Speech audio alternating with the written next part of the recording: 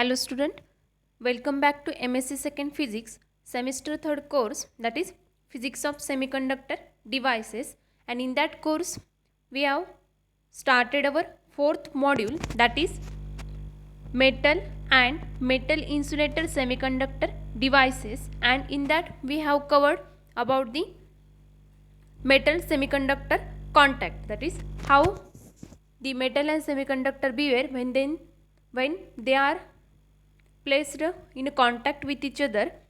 All those things we have studied in our previous videos. Now in this video we have to study the deflection layer of a metal semiconductor contact. Now let's start. The deflection layer of a metal semiconductor contact is similar to that of one side abrupt, that is for example p-n junction. We know that there is a formation of the deflection layer in between metal and semiconductor, but when they are in contact with each other, and this deflection layer is similar to the p-n junction, that is this deflection layer which is formed in between metal and semiconductor is same like a p-n junction. We know that when metal is brought into intimate contact with a semiconductor, the conduction and valence bands of the semiconductor at the surface are brought into a definite energy relationship with a Fermi level in the metal. We know that already we considered in our previous video the separate band diagram for the metal and semiconductor. In that we have the Fermi level for metal and Fermi level for the semiconductor material. Also in a semiconductor material we have valence band and conduction band. So when we brought a metal and semiconductor in contact with each other, then the conduction band and valence band of the semiconductor at the surface are brought into definite energy relationship. That means there is a formation of a definite energy relationship with the Fermi level in the metal. That means there is a definite energy relationship between the valence band conduction band of the semiconductor and the Fermi level of the metal. Once this relationship is established, it serves as a boundary condition to solution of the Poisson's equation in the semiconductor, which proceeds in exactly the same manner as in the p-n junction.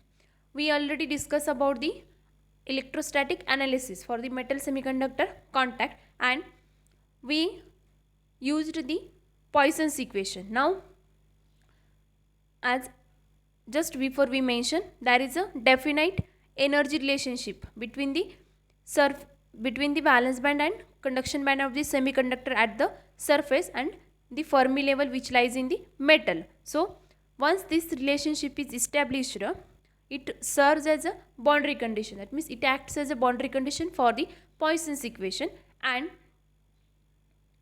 this Poisson's equation in the semiconductor, that is this Poisson's equation is for the semiconductor and which proceeds exactly same manner in the p-n junction. That means we can proceed all this process in the same manner which happens in the or which like in the p-n junction. This is the metal semiconductor contact for p-type and n-type semiconductor. The left hand side figure for the p-type semiconductor and right hand side figure for the n-type semiconductor. Opposite n-type for the n-type semiconductor the figure is left hand side, and for p-type which is in the right hand side. So this is how the metal and semiconductor when in contact with each other, there is a alignment of the Fermi energy level and there is a formation of the barrier height. Also there is a development of the built-in potential. We know that in the metal and semiconductor there are Fermi level and there is a difference in the Fermi level of the metal and semiconductor. In a semiconductor there is valence bands, conduction band, all those things. So all those things which are shown in the figure.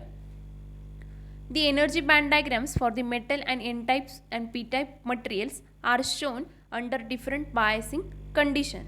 That means the previous figure which shows the energy band diagram for the metal on both for n-type and as well as p-type. Consider the n-type semiconductor in contact with the metal as shown in the figure. Generally here we take, or also in previous video we have taken the n-type semiconductor which is in contact with the metal. Suppose the charge density is given by, we know that the charge density rho here we denote for the charge density by rho, and which is the rho is equal to Q into Nd, where Q is the charge, Nd is the donor carrier density or donor charge density, and D. For X is less than WD, charge density as well as electric field is also 0. Also we have discussed about the variation of the charge density and electric field with respect to distance or the deflection region. According to that, there is a variation in the charge density and electric field. But when we consider X is less than WD, where WD is the deflection width, when X is less than WD, then the charge density as well as the electric field is 0.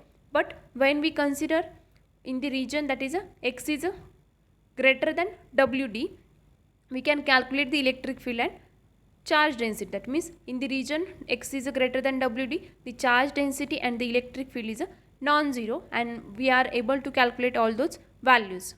Where WD is nothing but the width of deflection layer, it is given by, as already we seen in our previous video, the derivation of the deflection width, and which is denoted by WD, and which is given by, that is WD is equal to under root of 2 epsilon s divided by Q and D into 5 Bi minus V minus KT by Q. This is the expression for the deflection width. Before discuss about that, this is the figure or graph which shows the variation of the charge with respect to deflection width and also variation of the electric field or the electric field distribution in the metal semiconductor contact. So this is the graph which shows there is a change in the charge density according to the deflection width, and the charge density which is given by Q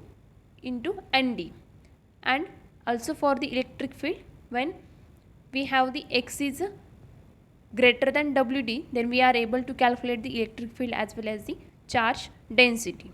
So this is the variation.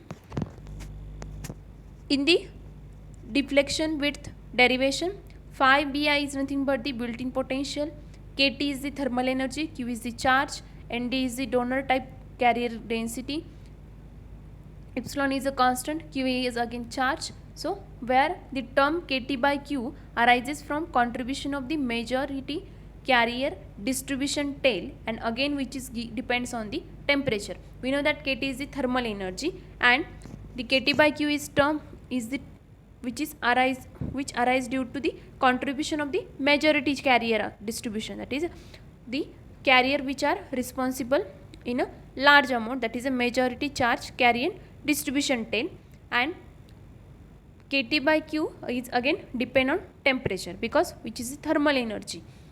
Now also we have seen in our previous video the expression for the electric field, that is epsilon of X is equal to Q Nd divided by epsilon S into omega into WD minus X, where WD is again the deflection width, epsilon S is a constant, D is the donor type carrier density, Q is the charge, and X is the distance which lies in somewhere 0 to WD, right? Multiply Q Nd upon epsilon S to the bracket, that means we get Q Nd WD divided by epsilon S minus Q Nd X into X divided by epsilon S. After we multiplying the term, that is a Q Nd upon epsilon S into the bracket, then we get this term.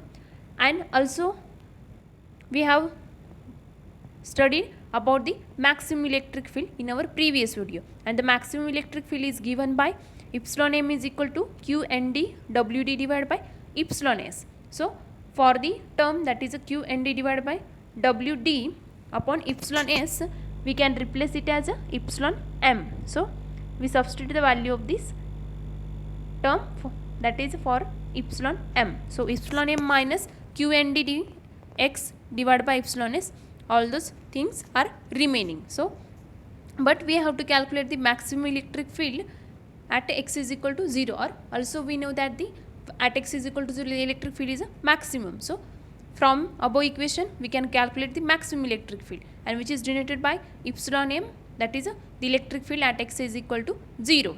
So substitute the electric field or put x is equal to 0 in above equation, that is in the equation q n d divided by epsilon s into omega d minus x. Here we put the value of x is 0, then we left with the q n d divided by epsilon s into omega d, but we have the value of omega d from above topmost equation, that is omega d is equal to under root 2 epsilon s divided by q n d into 5 bi minus v minus kt by q. So after substituting the value of omega d in equation, that is in q n d epsilon s into omega d, then we get the equation that is epsilon m is equal to under root of 2q n d divided by epsilon s into 5 bi minus v minus kt by q. So this is the required equation. Now this is the maximum electric field at x is equal to 0.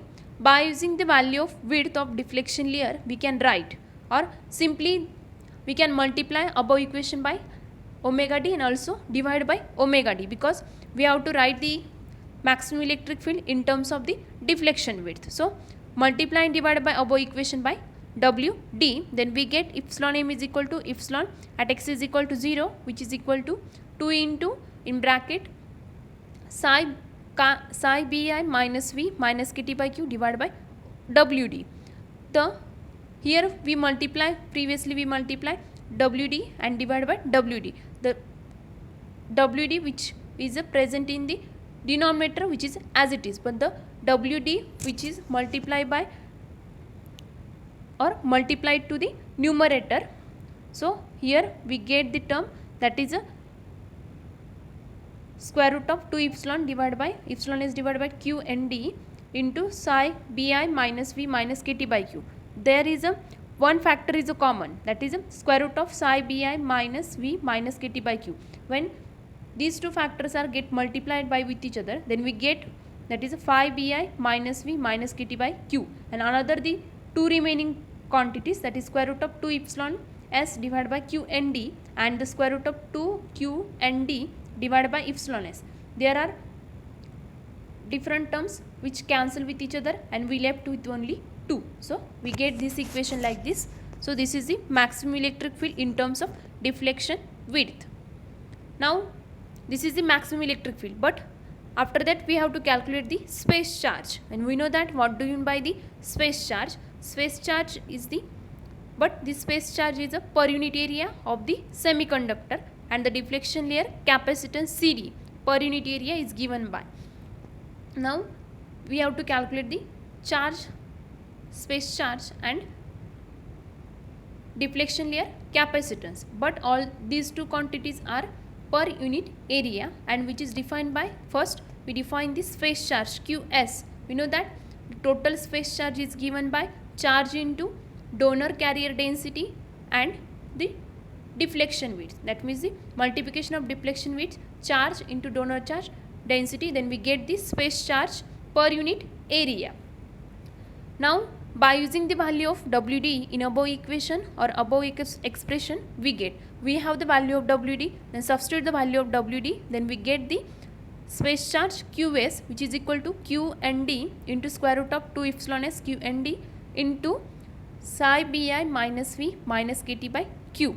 Now after simplifying we get the square root of QND 2 epsilon s 5 bi minus v minus kt by q. This is the required equation for the space charge per unit area of the semiconductor. Now also we know that the capacitance of the deflection layer is depends on the permittivity and width of the deflection layer. That means there is a relationship between the capacitance of the deflection layer and the permittivity and also the width of the deflection layer, which is given by CD is equal to epsilon s divided by WD, where epsilon s is the permittivity, WD is the deflection layer width and CD is the capacitance of the deflection layer. So we have again value of the WD, then after substituting the value of WD we get the equation for CD, that is epsilon s divided by square root of 2 epsilon s divided by QND into psi bi minus v minus kt by q. After cancelling the